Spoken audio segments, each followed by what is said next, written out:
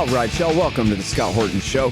I'm the director of the Libertarian Institute, editorial director of antiwar.com, author of the book Fool's Errand, Time to End the War in Afghanistan, and the brand new Enough Already, Time to End the War on Terrorism. And I've recorded more than 5,500 interviews since 2003, almost all on foreign policy, and all available for you at scotthorton.org. You can sign up for the podcast feed there, and the full interview archive is also available at youtube.com/Scott Horton Show. All right, you guys. Hey, listen here. On the line, I've got John Kiriakou. He used to be a CIA analyst, and then he became a CIA operations officer guy. And then he went to prison for telling some truth about them torturing people. Yeah. Then he became, one of us. Pretty good anti-war guy. And he writes articles and he tells the truth about things a lot. Hi, John. How are you? Hey, doing well, thanks. Thanks for having me. I appreciate you joining us here. A good friend of mine told me this morning that he just finished reading your book because I says to him, I'm going to interview John Kiriakou today. Oh. And he says, I just finished reading his book, which is Doing Time Like a Spy, How the CIA Taught Me to Survive and Thrive in Prison, which is also where they locked you. Yeah, they did. Who do they think you are? Carter Page? They're just going to stab you in the back like that? Poor Carter Page. I've talked to him once or twice. I feel sorry for that poor guy. Yeah, boy. Who would ever want to be a CIA asset or agent or officer if they'll just hang you out to dry, especially for doing the right thing? And they do. They do. They just walk away from you, and you're on your own. Now, if you sign up to be a knock, that's one thing. And, a non-official cover, you're out there. But otherwise, don't they give you that same BS like in the Army that like, hey, we're family and all of that? Oh, my God, yes. Like Kentucky Fried Chicken, like, hey, we're all in it together. Yeah, it's all nonsense. All right. And you got a brand new book coming out. Wait, let's go back in time for a second here. The Convenient Terrorist you wrote with Joseph Hickman, who is a certifiable American hero because even though he was just a guard at Guantanamo, that's not heroic. He told the truth that the CIA murdered some guys down there in 2006, July, if I remember right. Wrote a book all about that and heroically stuck his neck out. And you co-authored a book with him. Not about that. That's his other book. I'm sorry. Do you remember his book off the top of your head? Yeah, it was. I'm thinking of his second book, which was The Burn Pits. That one you can't put down. I got it. The first one escapes me now, but yeah, he told the truth about the CIA would take these Al Qaeda or alleged Al Qaeda prisoners into an interrogation room, and then by morning these guys would be dead. And the CIA interrogators would say, you know what? We just walked out for a minute and they committed suicide. Yeah, seriously. I'm sorry. I have it on my shelf, but my shelves are like 2 and 3 rows of books deep sometimes. So seriously, I can't always find what the hell I'm looking for. Yeah. Anyway, and then, so you wrote this book with him about Abu Zubaydah, and then it turns out that the reason that everybody thought all these things that weren't true about Abu Zubaydah was because he had an identical cousin, like that TV show from the 70s. What? It's crazy, right? So there were 2 guys named Abu Zubaydah. God dang it. The CIA didn't know that there were 2. And so you look at the CIA file and you're like, my God, this guy's a terrorist Superman. He's everywhere. He's in Jordan. He's in Montana. He's in North Carolina. He's in Pakistan. He's in Saudi Arabia. Well, it turned out there were 2 of them. Oh, man. All right. Convenient terrorist. And then before that, The Reluctant Spy. And this is the memoir about what you're doing, screwing around there, kidnapping Al-Qaeda dudes and renditioning them off to Bangkok to be tortured, right? I never said Bangkok. You did. But yeah, pretty much. All right. I'm the one who said Bangkok. And then, so you weren't actually brutalizing these dudes, but you were standing there watching them getting brutalized? Is that really right? No. I was the only one who declined the torture training. I said, this is a torture program. I have an ethical problem with it. I think it's illegal besides being unethical. And I refused to do it. And so their first response was to pass me over for promotion. But I had kind of a rabbi up on the 7th floor, and he promoted me out of cycle, and then I became the deputy director's executive assistant. So I was able to read all of this compartmented cable traffic that they were sending back from the torture site, all of which turned out to be false. They were just making it up. And we didn't even know that until 2009, when the CIA Inspector General released a declassified report finally saying that all that crap that was coming back from the secret site was just made up. Yeah. Or plagiarized from the FBI. And that's really what the truth was. It was plagiarized. Yes. The FBI was like, here, have some tea and a cigarette. And that was what got them to talk. Exactly. Yeah. All right. And then I know Gareth wrote most of this, but still it's great. And it's got a good title. The CIA Insider's Guide to the Iran Crisis. This is a Trump era book, kind of shorthand summary, catch up everybody on the policies and all the history surrounding Iranian terrorism, if I remember right, and the nuclear program and all the different controversies surrounding America's relationship with Iran, a great one.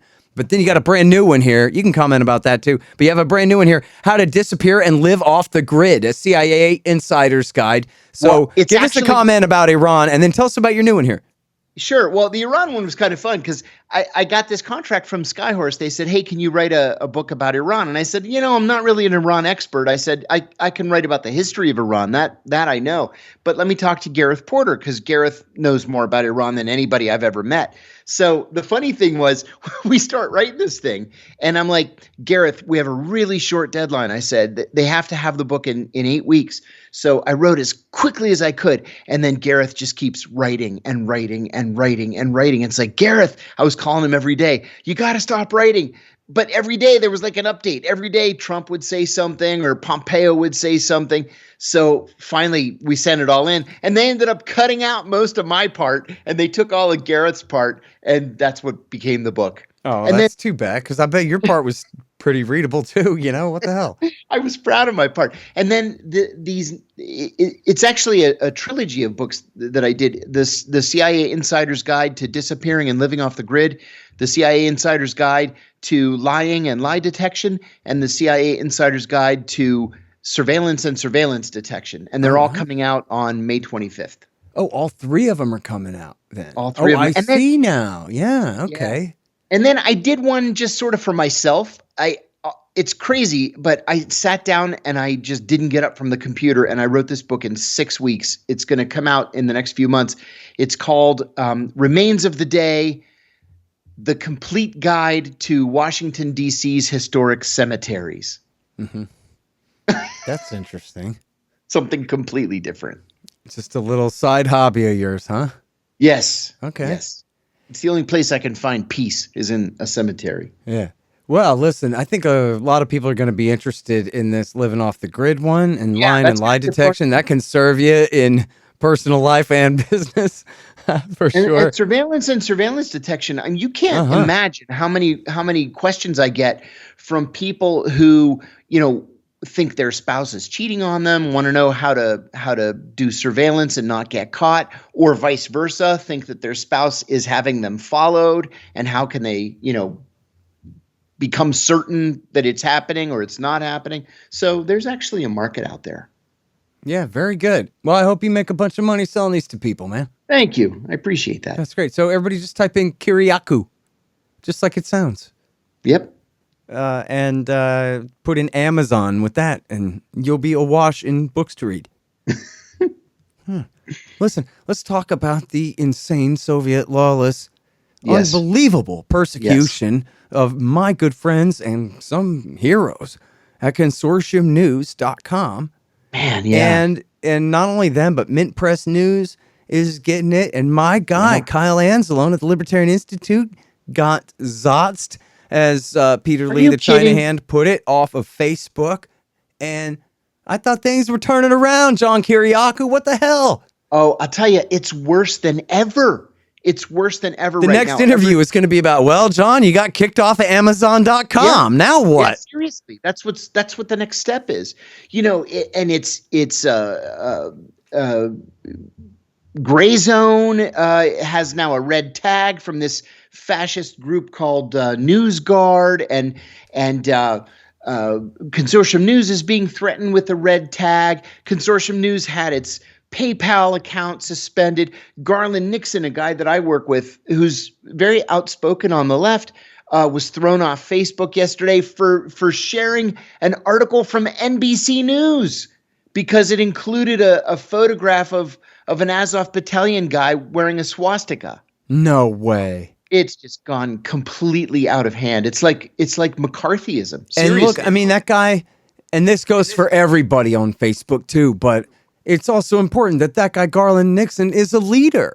He's the kind of guy who says, listen, everybody, here's what's going on. And people listen to him because he cares and he knows what he's talking about. Absolutely. You just kick him off of Facebook. That's not nothing. That's a big damn deal. It is. And for an NBC story that was just handed to them by the Pentagon and the CIA. Exactly. It wasn't even a scoop, right? It wasn't like they did some good work. It was a press release. Exactly right. And that's what they do. That's what most of these national security correspondents or journalists do. They just take a press release from the CIA and they gist it. There's a guy. Because, by the way, the NBC story that you're talking about is the one where they're bragging about helping sink Russian battleship, right? Yes, exactly. Jason Leopold from BuzzFeed filed a Freedom of Information Act request with the CIA, and he asked for, it was just a blanket request. He asked for all correspondence between the CIA's Office of Public Affairs and all reporters for the last 5 years. Okay? Mm-hmm. They ended up giving it to him. It's thousands and thousands of emails, as you might imagine.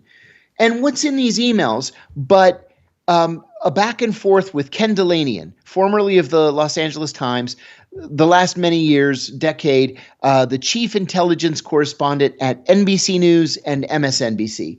And what was this clown doing? He was writing articles about the CIA and sending them to the CIA for approval before sending them to his own editor.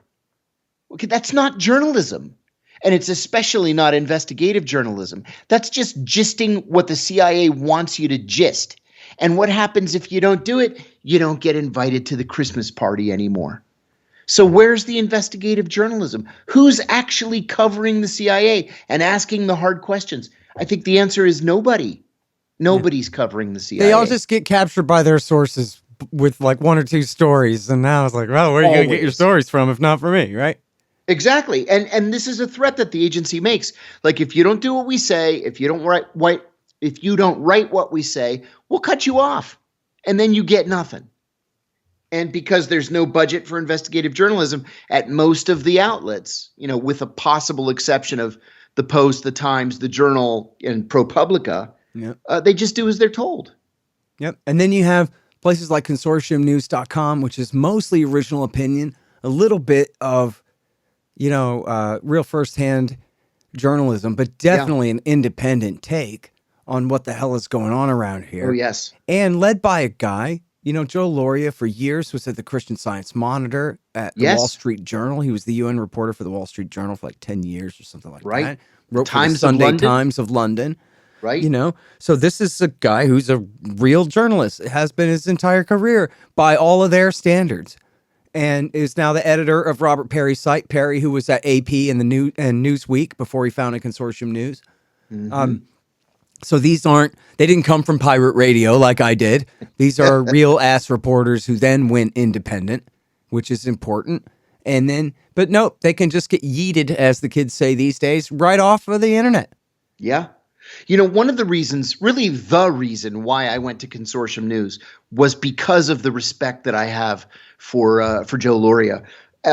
You were exactly right a second ago when you went through his resume. The guy is as serious a journalist as there is anywhere. His whole career attests to that. And because he was, and I knew Bob Perry, before he passed away and Joe took over, but Bob Perry was just as much a serious journalist who broke big stories. And he's a Polk Award winner, for heaven's sake. I mean, he was really one of the major forces behind breaking Iran-Contra in the 1980s. Absolutely. Perry was. Absolutely, at the Associated he was. Press. And then, what happens the other day, PayPal just decides in its infinite wisdom that Consortium News is somehow duping its its readers and is in violation of the agreement with PayPal. And not only do they permanently shutter Consortium News's PayPal account, but at least for the first few days, they seized the $9,350 that was in the account. And it was only because people like you and me and those friends of ours in our circle complained and made such a big stink about it that they finally released the money. But the latest to the story is they're still not reinstating the PayPal account. So Consortium's going to have to figure out another way to take donations and to pay its writers. Yeah, well, look, I know what they say, and we all know it's true. Bitcoin solves this. Yes. And that's what we have to do. I mean, more and more, we have to rely on this kind of thing. And, the Institute gets a certain amount of its donations, and we save them, too. Unfortunately, it's a very boomy, busty market, more than most. Right. So, that's a turnoff to many, but it, comes down to it. Like, what are you going to do? If they can just, and PayPal is just absolutely essential. I'm afraid to even say how important PayPal is to every organization that I have any affiliation with, including just my own ass. Like, what am I going to do without them? I'm doomed. And so, we have to work on this. This is a big deal. And they started with Julian Assange because the State Department lied and said he's breaking the law. Well, he wasn't breaking the law. They just lied. And then PayPal said, well, your word is good enough for me. I don't need a judicial judgment and order. I'll just take the executive branch's word for it and unperson this man. And that was where it started. And now we're all Julian Assange. Well, you are, and I'm afraid I'm next. Yeah, seriously. Nobody's safe. Nobody. And, ask Max Blumenthal. He'll tell you all about it because he's under the same kind of pressure. And Mint Press News and Jacobin Magazine and, it's all of us. They're coming after all of us. Yeah. And look, they did the same thing back in 2016 or 17, I guess it was, with that Proper Not BS, where the Washington Post published this list, and it included antiwar.com and the Ron Paul Institute and the American Conservative Magazine, I think, and Truth Out and Truth Dig. And by the way, those guys, they're leftists, but it's not like they're even Trotskyites or whatever. Like the World Socialist website is at least a couple of clicks left of them. Oh, definitely. Right? Like Truth Dig. I think you wrote for Truth Dig before. Like Truth Dig, Truth Out, they're like one click left of the Democratic Party. You know what I mean? In a good way. In mostly just like good reader-supported news. Yes, exactly. But in other words, though, there's nothing extremely controversial about them there. And then it seemed like they threw in antiwar.com just to prove that they weren't only picking on leftists. So then they're like, oh my God, I thought exactly the same thing. Yes. Yep. And and then Google deranked us. You think about all the content on antiwar.com going back 25 years. Yeah, we got some search terms, but they, deranked, all of what we're doing back then as much as they could anyway. And then, I don't know what's going to happen. It's crazy to think that literally the richest man in the world buying Twitter might actually buy us a little bit of breathing space here, John. What do you think? How crazy is that? But I'm one of these people who is saying, listen, let's give Elon Musk a chance here, because if he's serious about being a First Amendment purist, okay, that's what we want. We want somebody who's going to truly stand up for free speech, even when it's ugly. So let's not judge the guy. Let's give him a shot. Yeah. Hang on just one second. Hey guys, I had some wasps in my house, so I shot them to death with my trusty Bug Assault 3.0 model with the improved salt reservoir and bar safety. I don't have a deal with them, but the show does earn a kickback every time you get a Bug Assault or anything else you buy from Amazon.com by way of the link in the right-hand margin on the front page at scotthorton.org. So keep that in mind. And don't worry about the mess. Your wife will clean it up. Green Mill Supercritical is the award-winning leader in cannabis oil extraction. Their machines are absolute top of the line. They simply work better and accomplish more for less than any competitor in the world. We are talking anywhere from a couple of $100,000 for the base model and up. So this is for serious business people here. But the price, as they say, will be worth it. Green Mill Supercritical customers' investments pay for themselves oftentimes in just weeks. Simple enough for almost any operator. Deep enough for master technicians. Their new novel techniques for inline real-time winterization are leaving their competitors in the key. That's greenmillsupercritical.com. Man, I wish I was in school so I could drop out and sign up for Tom Woods' Liberty Classroom instead. Tom has done such a great job on putting together a classical curriculum for everyone from junior high schoolers on up through the postgraduate level. And it's all very reasonably priced. Just make sure you click through from the link in the right margin at scotthorton.org. Tom Woods' Liberty Classroom. Real history, real economics, real education. That's what I think too. And it is true that he's got government contracts and things. He's not exactly Jeff Bezos working for the CIA, but he launches satellites into space for them and for the military and things. Like, I don't know, that's pretty compromised. But I guess it just depends on, and you know what, really, a lot of his, auto empire is based on federal kickbacks in the name of environmentalism and all of that too. So I don't know how much free reign he really has from the state. Yeah, I wonder. At the end of the day. Have you heard of this group, NewsGuard? This is going to be the next big problem for us. Yeah, so somebody told me that my site, the Libertarian Institute site, says it's under review. Oh. So that's where I'm at now. And I mean, they don't have nothing on me. The most, conspiracist type stuff on there is the Oklahoma bombing. But you know what? I'm bulletproof on that. And all of that is, there's none of this Lori Milroy, Judith Miller BS about Saddam Hussein did it. No. It's all about the FBI informants who did it, and we can prove it. Right? Yeah. It's all government documents. Yeah. It's all the Oklahoma bombing archive. It's libertarianinstitute.org/OKC. It's Secret Service documents, FBI and Justice documents, ATF documents, and court records, and all these things. And it's not our fault that Andre Strassmeyer's name comes up over and over again. They're the ones got to explain that. By the way, you're a CIA guy. You ever heard of Mr. Executive Assistant? You ever heard of Andre Karl Strassmeyer, the German Army intelligence officer who helped do the Oklahoma bombing? All I can say is that one of the holy of holies is sources and methods, so I'm not commenting. Okay, but you could just say no, or you couldn't just say no. Let me, okay, this is a yes or no question. Could you just say yes or no? Or could you just say no instead of I refuse to answer? Yeah, it's safer to say I refuse to answer, because then they stay off your case.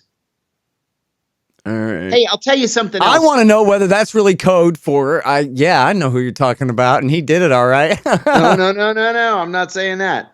I'm not saying that. I know nothing, as Sergeant Schultz once said. All right. Well, I'm being news guarded right now just for bringing this up, I guess. And you know what? I mean, honestly, if they want to use that as just a smear campaign about everybody who's not NBC News is some kind of fringe lunatic or whatever, then that'll just be a badge of honor anyway. See, warning, explicit lyrics. Don't listen to this rap album because they talk about boobies in there, Right, exactly.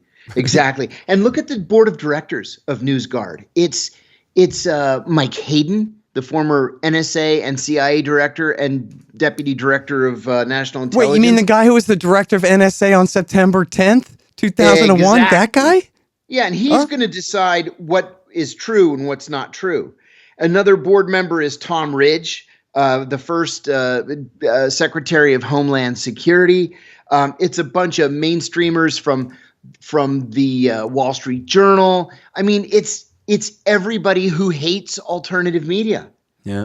And they're the ones that are going to decide in this partnership they have with Google, if when you Google, the Institute, for example, or Consortium News or Gray Zone, whether you get this red tag in your Google feed where it says that it's an unreliable source of news. Yeah. And I don't want the CIA telling me what I can and can't read. I don't know, man. At this point, I wonder if that kind of act of desperation is really only more counterproductive for them and beneficial for us in that explicit lyrics kind of way. I hope so. And you wouldn't be warning me not to read Kiriakou if he wasn't telling me something crazy about how many people the CIA tortured to death or something, Yeah. Well, Max Blumenthal said on the Jimmy Dore show the other day that he welcomes this red tag, that it's his tag of honor.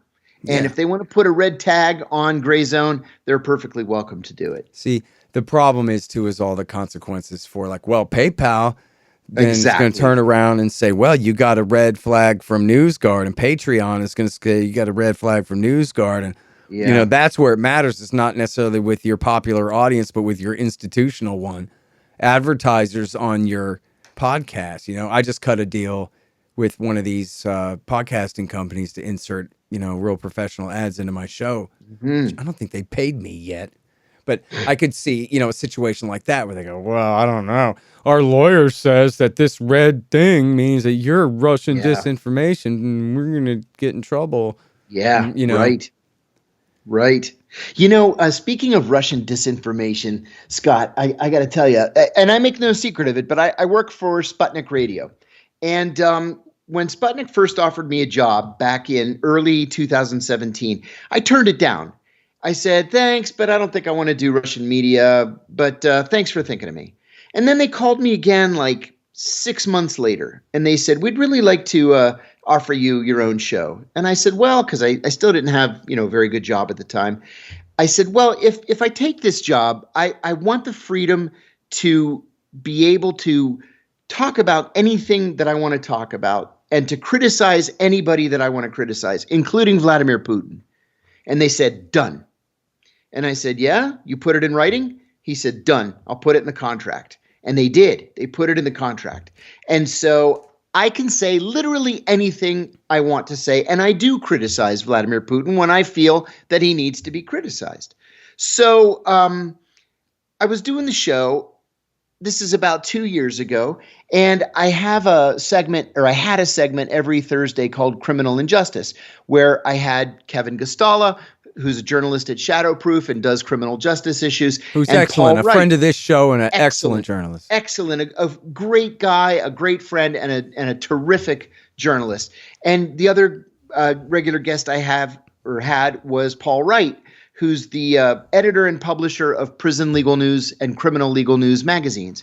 So we talk about, you know, crooked judges and prison conditions and DAs that ask for more than the minimum or more than the maximum recommended sentences and, you know, stuff like that. So the Washington Post, it turned out, was listening to the show, and they did an article about it. And they said that this was an example of Russian propaganda interfering in the American judicial system, right? 3 Americans sitting around and talking about corruption in the judicial system. And sounding just like their man Balco. Exactly. And what they said, and this is, I've actually made a copy of it to save it as a souvenir. They said that by doing this segment every Thursday, I was weakening our democracy. That's what they said. That I was weakening our democracy by criticizing the judicial system.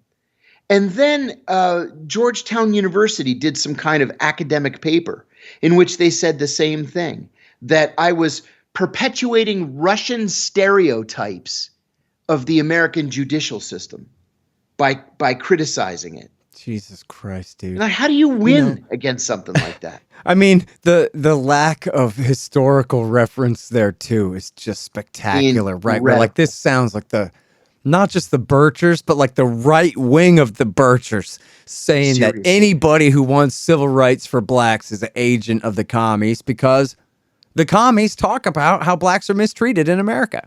Exactly. So, if you want to do something about that, then you agree with them. And that's all we need to know. And now this is the liberals now. Nuts. This is the liberals now in America. You gotta love it. Yeah, it's true. Well, and look, when I say their man Balco, he's my guy too, man. I think Ali Balco is absolutely great. And he formerly was at Cato and Reason and essentially was promoted up to the Post. I guess because, you know, they needed somebody who understands police issues on his level. And, I guess from their point of view, he's a right winger, not because he's a libertarian. He's Right. not a right winger at all, but No. you know what I mean? Like, No, he's not. From their Yeah. point of view, he's not a leftist. He's more grounded in constitutional law and this kind of thing, for his arguments and all that. So he's not a leftist crusader, but more of a constitutional type one. But man, he does such great work on exactly what you're talking about there. And He really hell, does. the Washington Post, I won't say they're unparalleled, but they are neck and neck right there with the best projects for keeping track of police violence in America. Yes, they're the killings ones that of started unarmed the people. database. I mean, this is really their job. Are they just back to Jason Leopold, right at the time that it was not the Russians who hacked the DNC and gave that stuff to WikiLeaks, but right at the same time, Jason Leopold was getting his giant FOIA release from the State Department. And when you think about some of the most scandalous of the Hillary Clinton emails, they didn't come from WikiLeaks and the DNC. You can find them at WikiLeaks because Assange just cataloged them there. But they came from our guy, Leopold. And and I'm a personal friend of his. He's a personal friend of mine going back, many years. I'll scold him a little bit because he got a couple things wrong I'm mad about, but not really. But he's the one who released all the ones from Sidney Blumenthal advising Hillary Clinton on the Libyan war. And he's the one who released a bunch of those came from, in fact, where Sidney Blumenthal is warning her that, hey, our guys are rounding up blacks and murdering them. Look out. And then the war kept going for 7 months after that. That was Jason that did that. So at the same time where this was Vladimir Putin's plot to destroy and disrupt and destabilize our democracy to benefit Donald Trump. Well, does that apply to Jason from BuzzFeed, Seriously. who's clearly a leftist or a progressive at least, and clearly is not in the tank for Trump whatsoever, but is just doing his damn job as a journalist, getting FOIA records on the previous Secretary of Defense? On the previous Secretary of State? Exactly. How in the world Jason Leopold has not won a Pulitzer Prize is a mystery to me. Yeah, he deserves one. He's got some real good ones. And the more he relies on documents, the better he does, Jason. Oh, yeah. No. Because you can never question his conclusions. They're always based on documentary evidence. Yeah. And his sources have fun burning him sometimes. I don't think it's fair. He gets jerked around by liars from time to time. Yeah.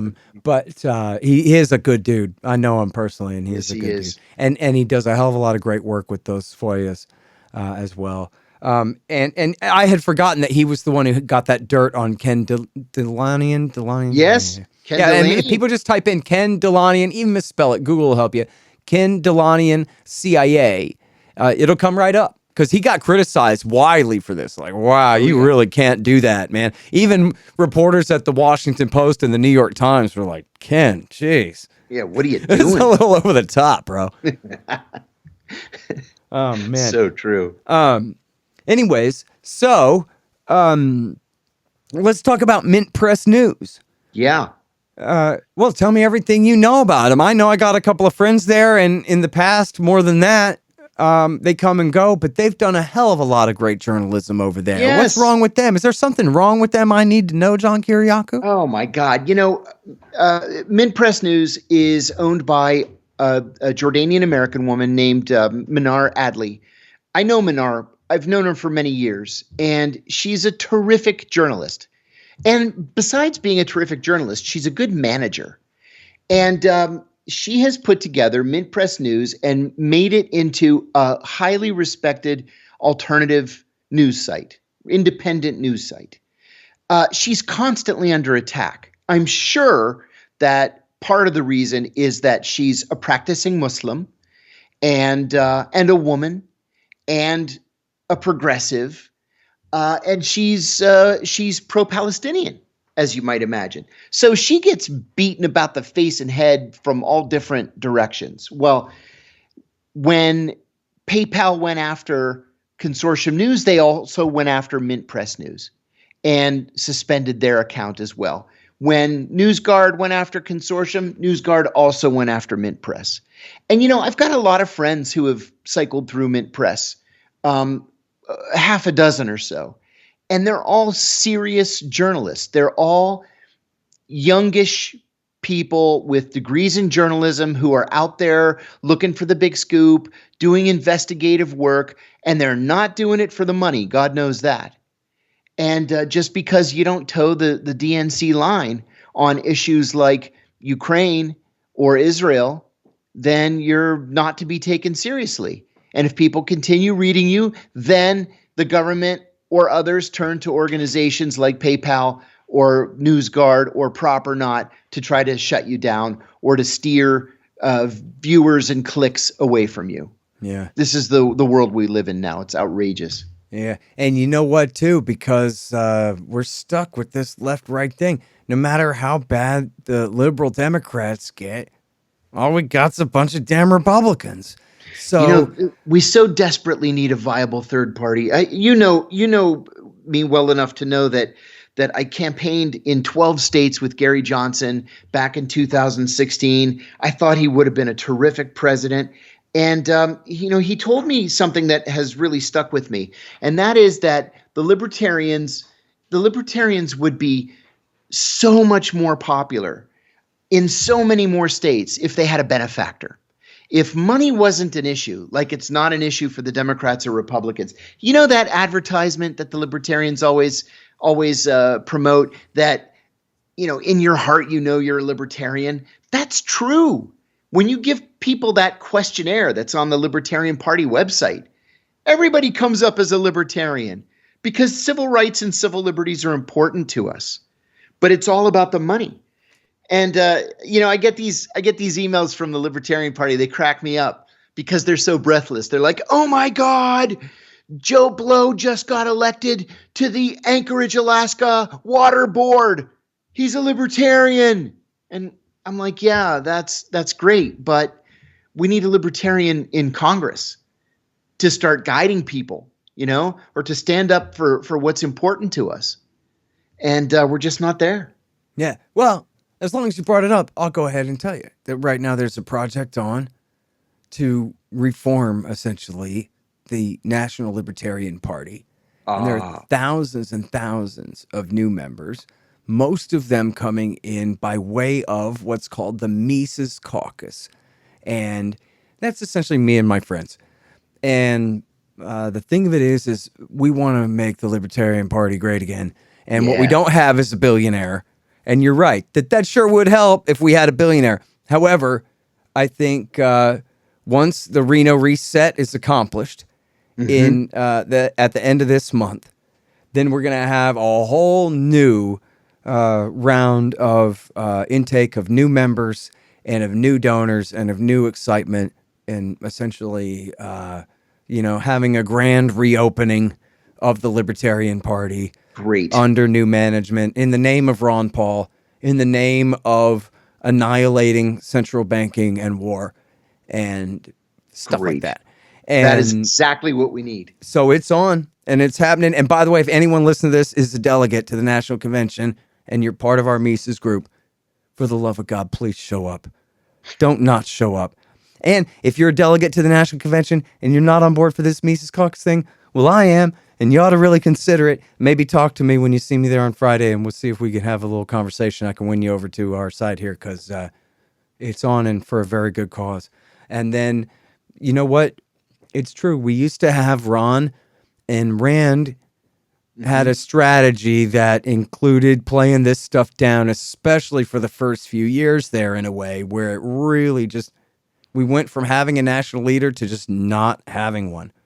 And we're really working on that in the form of our next presidential candidate here. But the thing of it is, you're right, that it absolutely is time. And when the libertarians are part of the conversation, we win it. Yeah, we set the standard because we're the ones who care most about this stuff and have thought this stuff through in a way because we don't have any power. We just really think of it in a nonpartisan way, in just a cause, effect, solution sort of a way, rather than just what the other side is saying about us and reacting against that and all that stuff, Yep. You're exactly right. Because the other side isn't saying anything about us, right? We're not even, so we're just like, how can we really solve the problem of drug abuse or whatever it is? our foreign Not well. entanglements. What's Mitch McConnell going to say if I say this? Yeah. Or what's Schumer going to do if I propose this amendment? Yeah, You too know, bad. you don't get that at all. And I understand how Rand was going to the Senate and had to find a balance, but I don't think he found a very good balance. Although he does seem to be getting his footing more and more recently. So I hope so. He's been particularly good the last couple of months, I think. Yeah, that's true. So And fingers especially, crossed. yeah, especially on an emotional issue like what's going on with Russia, where he's willing to say, "Man, why didn't you just take NATO membership off the table? Come on." Exactly. And things like that. He knows that he's getting himself in hot water, but he doesn't seem to give a damn. So Well, I'll definitely give him credit for that.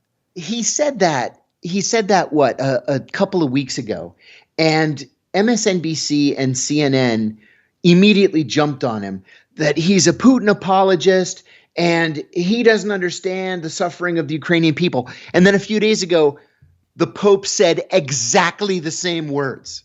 Right. It's like, you're going to call the Pope a Russian apologist now? Yep. Or are you going to give this a serious analytic look? Well, at the Daily Beast, they called him a conspiracy theorist, and everywhere else, I think they mostly just ignored it, right? Oh, my God. I saw somebody joking on Twitter that, look, see, the Pope listens to the Scott Horton show. Just because, which is really obviously just a reference to, you can't find this point of view very many places. Not that it's wrong, but, Wow. All right. Well, so listen, I hope that you guys get back personed again, or figure out how to get back on some sort of whatever the closest substitute to PayPal is other than Bitcoin, and get that going. And let us know too, man. Make sure to tag me in tweets about it and whatever, and I'll try to promote whatever alternatives you guys come up with. Fantastic. We'll blog about it at antiwar.com and things like that. Appreciate it. Yeah. I mean, Thanks hey, you guys do great work over there. We're all counting on you. And you do too. It's always a pleasure. All right. Well, take care, John. Appreciate it, man.